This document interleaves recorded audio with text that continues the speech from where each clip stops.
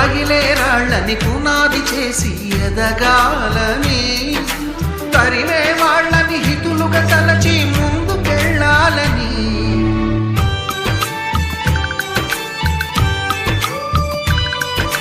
కన్నుల నీటిని కలల సాగుకై వాడుకోవాలని,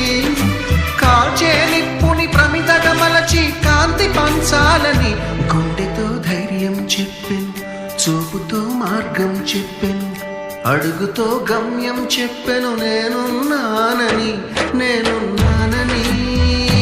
నీకేం కాదని, నిన్నటి రాతని మార్చేస్తానని.